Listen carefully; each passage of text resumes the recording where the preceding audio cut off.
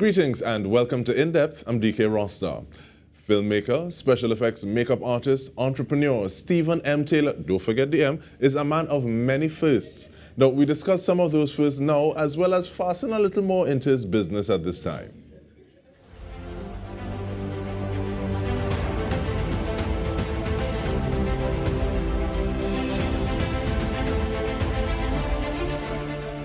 Welcome, sir. How you do? I think both of us having this conversation. We having fellas with space and the trending again. How you do?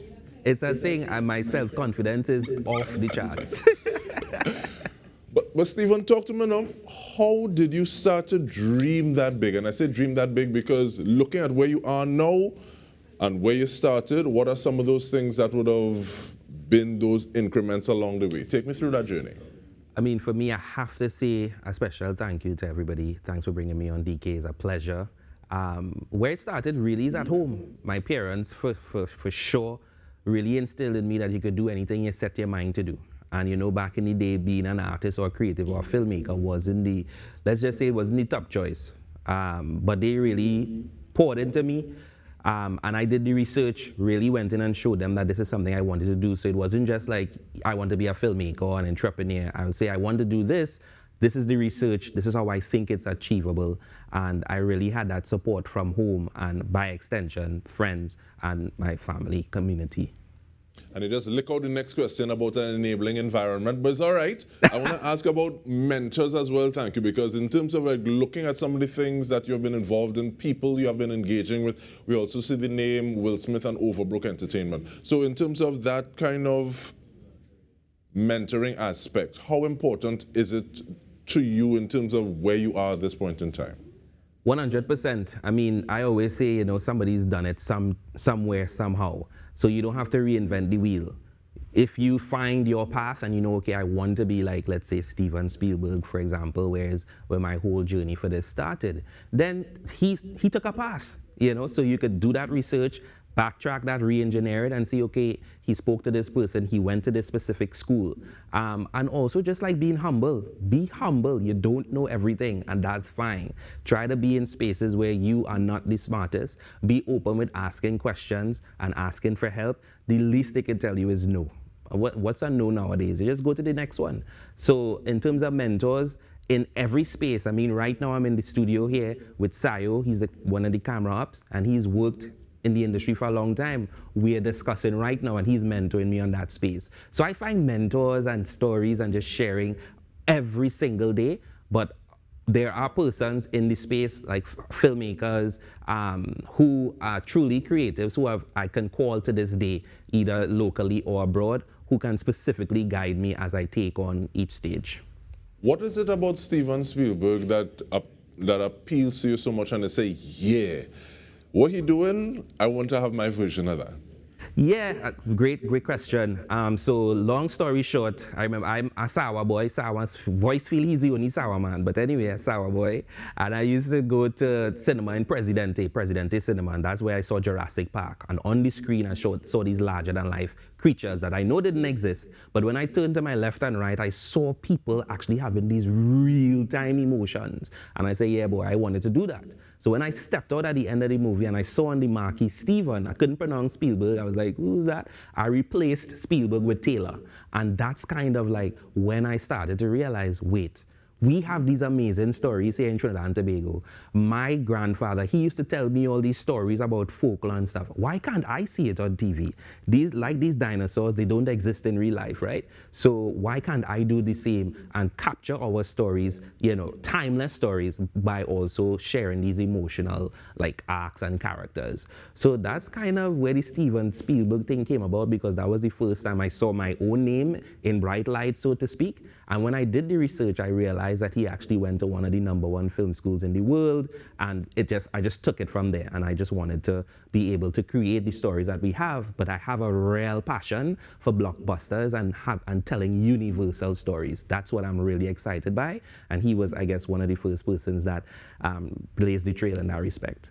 And I want to ask about Blockbusters and what is it about Blockbusters, but even before that, you recently would have shared that you had it felt like a 360 moment. So in Presidente, you turn to the left, you turn to the right, and people having this visceral reaction.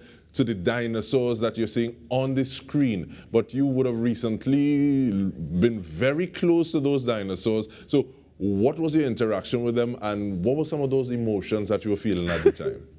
I mean, I'm feeling them right now as you ask that question, and it felt it full circle, because the dinosaurs, that's what really inspired me. And then recently I was asked to work with life-size animatronic dinosaurs, and as you know, I also study special effects makeup and animatronics. So it just felt like, wow, I'm doing this in Trinidad and Tobago, these larger-than-life characters. I'm actually designing and using special effects and then telling stories. And I remember there was a time when people said, boy, you're wasting time. Why you waste this special effects thing? You're trying to be this, you're trying to be that. Why you have to be so much? And now I'm being called to work on these things that, I am really passionate about and have a deep desire to implant in Trinidad and Tobago and really make it a thing, because there's a world for it. And how that happened is when I went to do that job, I was asked to do something small, and I expressed to the client that, hey, I do this too, and that's how it grew from strength to strength. But that 100%, I had an emotional time there, and I did take, after that job, I took some time to myself and just walked around, and I was like, wow, you see, keep going. You could do anything that you set your mind to do. And I see you just kind of shaking your head, and there's so much more than what it is you're saying at this point in time, and I'm feeling it. But we take a short break. We come back speaking with Stephen M. Taylor, entrepreneur, filmmaker, and so much more. Stay with us.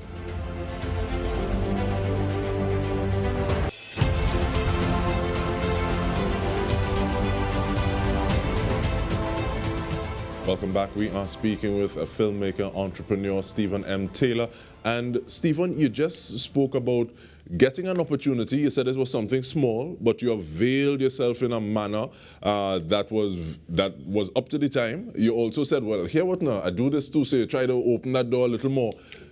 How is it something that you're trying to do a little more now? So people would have opened the door for you a little bit for you to run full through. Are you trying to bring people along with you in Trinidad and Tobago? Because not everyone has the opportunity when they would like to go abroad to do something. But you just spoke about the animatronics, the life-size figures. Is that something that you're trying to do here? Great question, DK. At first, I must say, I like to be honest when I share, because I know this could help someone. But at first, I believe I was a bit naive in terms of just thinking, yes, I could, be this great help to everyone. I, grew up in Lacana Road, Santa Cruz. Parents told me, you see this filmmaker thing? We love you, but we can't afford that. And so I actually was able to go to school on scholarships, which means I really had to sacrifice a lot of time studying and doing things that you necessarily feel like you should be spending more time, having fun and that kind of thing.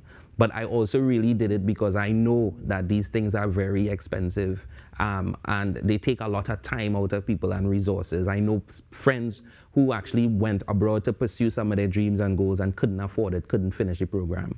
So what has driven me to this point and continues to do that is the fact that I can bring it back here.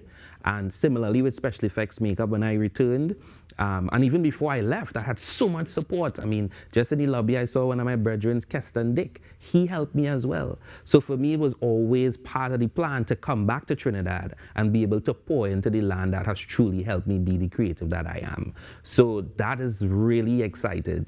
And that's why I also, attended University of the West Indies before going to Los Angeles, because I am excited about creating that bridge between the two cultures and figuring out what are the benefits of our storytelling, but also learning the tricks and the skills to be able to package what we have so it's for global audiences. But I'm here, I just flew back in 2 days ago. I'm working on another project, and I'm doing that, taking our stories, adding what I know to it, and merging teams together. So most times, even when I'm in Trinidad, I tend to work with US teams, local teams, and we have this really nice blend of knowledge sharing and creative development. Talk a little bit about that blend and that bridge now. And I love the fact that you call these names and you say, well, yes, part of who I am is because of these individuals that would have helped pour into me the land that you're from. But in terms of building that bridge, telling the stories that are here in Trinidad and Tobago, but also telling it or sharing it in a way, articulating it in a way that is palatable to audiences from outside. What are some of the things that go into that? Is it that, nah boy, this is too much for here in Trinidad and Tobago, I want it to appeal to people from a little more outside? What goes through your mind when you're trying to deal with some of these things? Great question. I'll give you one specific example. One of my films in 2012 called Buck the Man Spirit, I had so much people helping me. It was my thesis film. We won People's Choice Award. This film basically follows a family. Everybody know about the Buck folkloric character that it provides wealth once you make a trade with it, and that did really well. Sold out audiences, additional seats, etc. But that film will only work specifically in Trinidad and Tobago because I didn't do a lot of backstory work. I didn't start the story with, this is what a buck is, this is how it works. I went in there with the assumption that the audience is already aware of how this character evolves and operates. That's a very niche approach. Now, if I am trying to have somebody in Indonesia follow this story, I need to do a little more deconstruction to build this world and tell this story so that they can enter along this journey with other characters. And so this Buck film that I did, in 2012, I have actually been writing a screenplay for this for almost 8+ years. And only last year, I arrived at a version of this feature film that universal audiences, producers, and a celebrity actress was excited to be a part of, because there was a process of writing the version that I know Trinidadians and Tobagonians would love. But then when I went and I pitched that in rooms overseas, they started laughing about, that's a leprechaun, or what is that, right? They started laughing me out of the room, and I had to figure out, okay, what are the bridges again? What are the story elements I need to get them invested to create something that doesn't, sell out and lose the texture and the integrity of our storytelling and who we are, but enhances it in a way where persons can access it in a real way and respect it as well. So the process involved working with different writers, finding another writer who has more experience than myself, finding somebody who would have written feature films before, getting advice from producers who would have done stuff for like Blumhouse and Netflix and these kind of things, and really just going at it, writing, and I literally have drafts and drafts of this thing. But 8+ years later, I have a script that I know Trinbagonians would love, but also audiences abroad can appreciate and access and want more of. And rather than talk about, okay, well, who's the actress and what was this, and give us some more information, I think it's so crucial that we're able to talk about that 8+ years, because the amount of preparation that goes into being an overnight success. I think sometimes people just feel you wash your foot and come. But I want to shift a little bit from reels or reels to reel to Reem, thank you, because Lacano Santa Cruz, we have you titled as an entrepreneur. The fact that you're investing in yourself, believing in yourself to actually take on other enterprises. Talk to me a little bit about Reem, please. What is it and how did that come about? So Reem Gourmet Granola, destined for you, how that came about. I was dealing with some health issues, and my wife and I went to the doctor, and she was like, oh God, you're going dead, right? And we was like, nah boy, we have to make something of this in terms of getting me better. So I hired a health coach, and Ivory Hayes, big up yourself. As you notice, I love to call names, let everybody get their blessings. Ivory Hayes, I spoke to her, and she showed me the value of, oats, seeds, nuts, and that kind of thing. Long story short, wife and I went into the kitchen, we created our own granola because the ones on the shelves currently were too sweet or too hard or too dry or had too many preservatives. I started eating this granola because you all know in studio, guys, we have our 12-hour days where we, grab some fast food, and that had to change for me. So I needed to grab things that were healthier. I was eating this, cholesterol went down, of course, with exercise and better eating, and I ended up just deciding, you know what? I'm gonna make a post about this. And I went into my little home office, I went on a free graphics software, and I put my wife's name on a jam jar. I just write Reem, her name is Reem, R-H-E-E-M. And I did it as a sign of gratitude. I made an Instagram post, I say, hey guys, my wife is making this amazing granola with 13 gourmet ingredients. It's delicious, anybody want some? And that same night, somebody actually came and bought the bottle of Reem granola. There's a old strawberry jam jar with some granola in it. In a week, we had 100+ orders. In months, we were in stores nationwide. We got a call from a distributor, and this distributor, they distribute dimes and stuff. Fine line, big up yourself. And before you know it, we were in stores, leading stores nationwide: Massey, JTA, Extra Foods, True Value. When they started calling the names, SNS Passad, we're in Anand's, Simple Choice. And essentially, this grew into something that I realized, wait, we are creating a business. And the passion for it came from health and wanting to make health trendy and available. So although it's Reem Gourmet Granola, it's not exclusive, it's inclusive. And how I tie it back in, and this is where the passion really lies. When I was attempting to raise funds and pursue my dreams and goals, I had to go to a lot of corporate entities who turned me down, who didn't understand what I was talking about, or you're too weird, or you're too wild, or what is this film thing, And now that we have the Reem, we are now able to provide this product for folks in the creative fields, folks who want something that is healthy but tastes good, and who also needs a community that could support one another, not only in their diet, but in their dreams and desires. So we've also now, through the Reem Granola and support from our customers, have been able to support foundations, kids, give samples, purchase stuff and materials. Even filmmakers have reached out and say, hey, could you all help us with some craft services? Just recently we got a message from a director who's trying to put on a play, and we're in discussions with him. The difference now is I understand that world, so you don't have to do a 10,000 page pitch deck to prove it. Let's have a conversation. So now it become this cycle where folks are getting good, healthy options in the supermarket, but they're also now investing in creative minds and projects that not necessarily would have had the support they needed financially to either grow or to have access and networking opportunities through the Reem Gourmet Granola. And we have about 1.5 minutes, but I find you making that sound really easy, because there are some people, you could find them at a pop-up market, but then you can't find them anywhere else. So I don't know, we might have to focus on Reem a little more to see what it is making it work. But yeah. in the closing, what's next for you? Where can we see you? How do we follow you? How do we be part of the journey? Great question. To summarize in 1 minute, let's start with the follow me, because that's the easy one.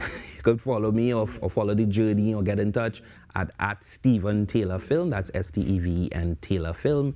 And website is Stephen Taylor Film. Basically across the board, email is Stephen Taylor Film. I've made it very easy. What's next? Continuing to grow and to learn. There's so much more to learn. I'm very excited about challenging my own self and stereotypes as well. So I hope to sometimes I'll be like, oh, what to say now? We are about to launch our new product package for Reem Granola, and that's something that we are looking forward to rolling out. And so we are looking for folks that we could collaborate on for us for that. I am working on a couple of film projects that hopefully will get greenlit for us to do productions, and especially that Buck project I was telling you about. And I am also, because I go back and forth, I'm in Trinidad and I'm in LA, and I would be in LA a lot more now for this particular year, and creating space for other creatives like myself, Caribbean creatives as well, to just be able to be a stepping stone in that space. So for me, I'm really very excited to see everyone that I've grew up with winning. I mean, I've seen so many people here just in studio where we started off at, Guy Ali Channel, big up yourself, and just seeing everybody growing, winning, and working together is what I'm really excited by. And I truly hope, through the Reem Granola and the products that we have and the support we get in from the community, we can tie all of that in to make amazing visual productions that we could have from now till the end of time. Stephen M. Taylor, I want to thank you for investing in yourself and taking us all along for the journey. And on behalf of the entire crew at TTT, this has been In Depth with me, DK Rostant. Thank you so much for joining us.